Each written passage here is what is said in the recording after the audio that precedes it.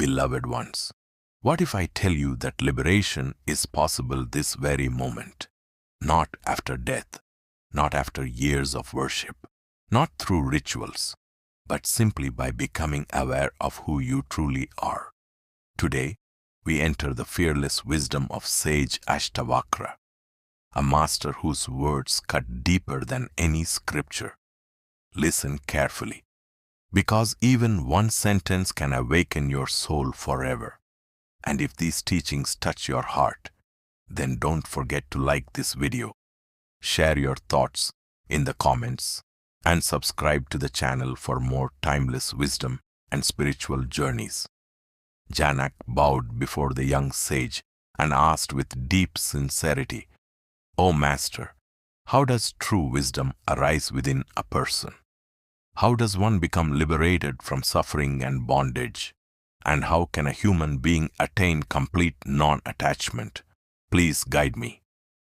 Ashtavakra looked at King Janak with immense compassion and replied, "O beloved one, if liberation is truly what you seek, then first learn to see worldly cravings, desires, and attachments as poison. Just as a wise man avoids deadly venom, avoid becoming intoxicated by passions of the mind. Instead, drink deeply from the nectar of forgiveness, innocence, compassion, truthfulness, and contentment. You are not merely this body made of earth, water, fire, air, and space. You are the silent witness of all these elements. Know yourself as pure awareness, untouched and eternal. The very moment you stop identifying yourself with the body and rest in pure consciousness, you become free. Free from sorrow, free from fear, free from bondage. You are neither a caste nor a social identity.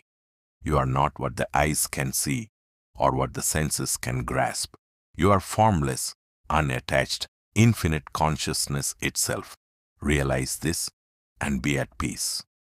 These words are among the most powerful declarations ever spoken in the history of spiritual wisdom. The journey we are entering is unlike ordinary philosophy or religion. The teachings of Ashtavakra are not meant to comfort the ego. They are meant to shatter illusion completely. Human civilization has produced many scriptures. The Vedas, the Upanishads, the Bhagavad Gita, and countless spiritual texts have guided seekers for centuries. Yet the Ashtavakra Gita stands apart because of its astonishing clarity and fearlessness.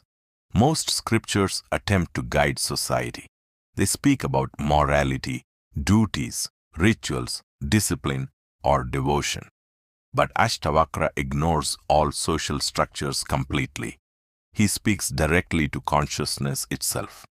He does not care about pleasing tradition, religion, or public opinion. He simply reveals truth in its purest form. That is why many people find his teachings difficult.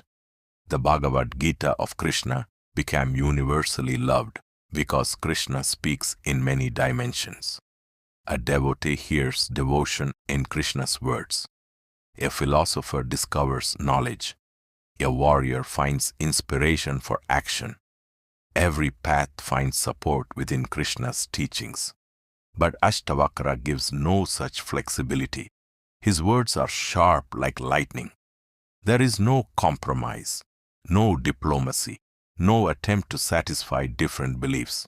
He speaks with the precision of mathematics. With poetry, one may create many interpretations. But with Ashtavakra, interpretation becomes impossible. His message is direct. You are already free. Only ignorance creates bondage. This simplicity frightens the human mind because the ego survives through complexity. People love complicated philosophies because complexity allows the mind to remain important. But Ashtavakra destroys the ego's entire foundation in a single stroke. He says liberation is not something to be achieved in the future. It is your very nature. Only recognition is needed. To understand such teachings, Ordinary intellectual knowledge is not enough. One must enter meditation. But even here, Ashtavakra's understanding of meditation is radically different. He does not ask you to repeat sacred words endlessly. He does not insist on rituals or ceremonies. He does not ask you to torture the body. He says meditation is simply witnessing. Observe everything. Observe thoughts. Observe emotions. Observe desires. Observe the body. Observe the mind. Remain only the watcher. The moment the observer becomes pure and detached, truth reveals itself naturally. Before understanding his sutras, it is important to understand something about the mysterious life of Ashtavakra. Very little historical information exists about him. He was not interested in kingdoms, politics, or social institutions. Only a few extraordinary stories remain. One famous story says that before he was even born, while still inside his mother's womb, Ashtavakra listened to his father reciting sacred scriptures. His father was a respected scholar, deeply proud of his mastery over the Vedas. But suddenly a voice emerged from the womb. These are merely words. Truth cannot be found in borrowed knowledge. Wisdom is not hidden inside scriptures. It is discovered within one's own consciousness. Imagine the shock. An unborn child correcting a great scholar. The father became furious. His pride was wounded. In anger, he cursed the child, declaring that his body would be deformed in 8 places. And so the child was born crooked in 8 parts of the body. Therefore, he came to be called Ashtavakra, the one bent in 8 places. These stories may sound symbolic or mythical, yet they carry deep spiritual meaning. They are not ordinary historical records. They are expressions of inner truth. The story suggests that the wisdom which later blossomed in Ashtavakra was already present within him from the very beginning. Another remarkable incident occurred when Ashtavakra was only 12 years old. King Janak organized a grand assembly of scholars and philosophers. The greatest intellectuals from across the kingdom gathered for a massive debate on scriptures and truth. Thousands watched as the scholars argued endlessly. At the palace entrance stood 1,000 cows decorated with gold and jewels. The king had announced that whoever won the debate would receive them as a reward. Ashtavakra's father was among the participants. But by evening, news reached young Ashtavakra that his father was about to lose the debate to a scholar named Vandin. Immediately, the 12-year-old boy walked into the royal court. The moment the scholars saw him, they burst into laughter. His body was twisted and bent. Even his walk appeared unusual. But then something astonishing happened. Ashtavakra himself laughed loudly. King Janak became curious and asked, "Everyone here laughs at your appearance." "That I understand. But why are you laughing?" Ashtavakra replied fearlessly, "I am laughing because this assembly is filled with butchers and leather workers." The entire court became silent. The king asked, "What do you mean?" Ashtavakra answered, "These people see only skin and flesh. They judge by the body. They cannot see consciousness. My body may appear crooked, but my inner being is untouched. If a clay pot breaks, does the sky inside it also break? The body can be bent, but the soul remains infinite and pure." Those words struck King Janak deeply. For the first time, he realized that all these scholars discussing truth were still trapped in appearances. The next morning, Janak personally bowed at the feet of the 12-year-old sage. A king bowed before a child. Why? Because wisdom has nothing to do with age. Truth shines wherever consciousness awakens. Janak invited Ashtavakra to the palace with great respect and seated him on a golden throne. Then he asked his famous questions. How does one attain wisdom?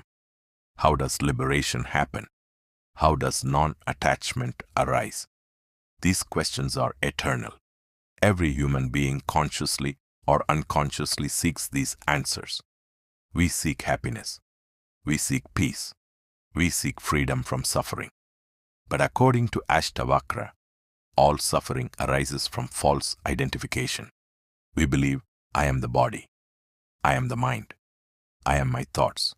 I am my desires. And because of this false identity, fear begins. Fear of death, fear of failure, fear of rejection, fear of loss. But Ashtavakra says, you are not any of these things. You are the witness. The witness is untouched. Clouds may pass through the sky, but the sky itself remains unchanged. Similarly, thoughts and emotions pass through consciousness, but consciousness itself remains pure. This is the heart of Ashtavakra's teaching. Witness everything. When anger arises, watch it. When desire arises, watch it. When sadness appears, watch it. Do not become identified.